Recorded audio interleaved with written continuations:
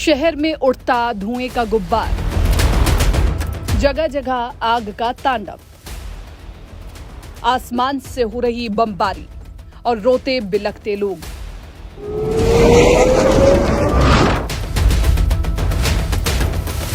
आतंकी संगठन हमास और इजराइल के बीच लगातार संघर्ष जारी है। दोनों ओर से रॉकेट और बम और गोलियों की बरसात हो रही है।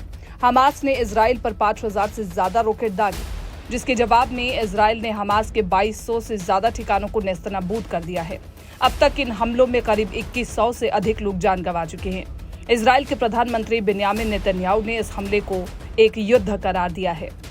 इजराइल पर हमला करना हमास के लिए बड़ी मुसीबत बन गया है। हमास के हमले का जवाब देते हुए इजराइल ने गाजा पट्टी पर भयंकर तबाही मचाई है। इजरायली वायुसेना की तरफ से गाजा पट्टी में की गई बमबारी से हर तरफ सिर्फ मलबा ही मलबा दिखाई दे रहा है। पूरा शहर अब कब्रिस्तान में तब्दील हो गया है। इजरायली आतंकवादियों के ठिकानों को चुन चुन कर खत्म कर रहा है। इजराइल के रक्षा मंत्रालय के मुताबिक हमास के आतंकी हमले में अब तक 155 इजरायली सैनिक शहीद हो गए। इजराइल में अब तक करीब 1200 मौतें हो चुकी हैं। इनमें से कई बच्चे और महिलाएं शामिल हैं। वहीं दूसरी तरफ इजराइल हमास के 1500 से ज्यादा आतंकी मार गिराने का दावा कर रहा है। मोहम्मद दाइफ को इन हमले का मास्टरमाइंड बताया जा रहा है। दाइफ हमास के मिलिट्री विंग का चीफ कमांडर है। इजराइल पर हुए हमले को मोहम्मद दाइफ ने बद्दा बताया है और कहा है कि यह गाजा को 16 साल तक दुनिया से काटने, वेस्ट बैंक में इजरायली पुलिस के घुसने और अल-अक्सा में हुई हिंसा का बदला है। आपको बता दें कि वेस्ट बैंक और गाजा का क्षेत्र हमेशा से ही दोनों पक्षों के बीच संघर्ष का मुख्य कारण रहा है। वेस्ट बैंक और गाजा को फिलिस्तीनी क्षेत्र के रूप में जाना जाता है। इसके अलावा पूर्वी यरूशलेम और इजराइल को रोमन काल में फिलिस्तीन का ही हिस्सा माना जाता था। बाइबल में ये यहूदी साम्राज्यों की भूमि के रूप में भी जाना जाता था, जिसके कारण यहूदी इसे अपनी प्राचीन मातृभूमि मानते हैं। इसी को लेकर हमेशा से संघर्ष होता रहता है। इजराइल को 1948 में एक देश के रूप में मान्यता दी गई थी। हालांकि इजराइल के अस्तित्व को मान्यता न देने वाले आज भी इस क्षेत्र को फिलिस्तीन का हिस्सा मानते हैं। मई 2021 में इस्लाम के तीसरे सबसे पवित्र स्थल अल-अक्सा पर इजरायलियों द्वारा हमला करने के बाद अरब और मुस्लिम समाज के लोगों में गुस्सा था। इसी के बाद से दाइफ ने हमला करने की साजिश रचनी शुरू कर दी थी।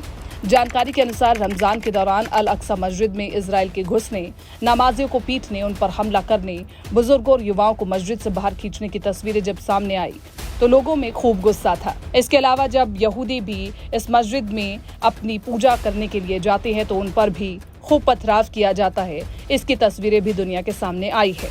2 साल से अधिक समय बीतने के बाद शनिवार 7 अक्टूबर को हमास ने अचानक इजराइल पर हवाई हमले कर दिए और ये हमला इजरायली फिलिस्तीन तनाव के बीच किया गया है। इस हमले में हमास ने कई इजरायलियों को बंधक बना लिया है। इस पर इजरायली सेना ने भी जवाबी हमले किए हैं। इस पूरे संघर्ष में अब तक 2100 से ज्यादा लोगों की मौत हो चुकी है। वहीं ये भी कहा जा रहा है कि हमास ने फिलिस्तीनियों के बीच अपनी लोकप्रियता बढ़ाने के लिए इस तरह का मोर्चा खोला है। इजराइल ने दावा किया है कि उसकी सेना ने गाजा से लगे उन सभी इलाकों को वापस ले लिया है जहां हमास आतंकियों ने हमला करके कब्जा कर लिया था। आतंकी संगठन हमास की ओर से इजराइल पर किए गए हमले का असर पूरी दुनिया पर पड़ा है। एक तरफ पश्चिमी देश इजराइल का साथ दे रहे हैं तो वहीं पश्चिमी एशिया के कई देशों ने हमास के कदम को सही ठहराया है। भारत के प्रधानमंत्री नरेंद्र मोदी ने भी इजराइल को समर्थन देने की बात कही है, जिसको लेकर भारत में भी बहस छिड़ गई है। सवाल उठ रहे हैं कि क्या इजराइल और हमास की जंग से भारत के मुस्लिमों को साधने की कोशिश की जा रही है? क्या चुनावों से पहले पक्ष और विपक्ष से लेकर कोई नई रणनीति बना रहा है? ये तो आने वाला वक्त ही बताएगा। आपको क्या लगता है, हमें कमेंट करके जरूर बताएं। चैनल को लाइक शेयर करना ना भूलें। मिलते हैं अगली वीडियो में।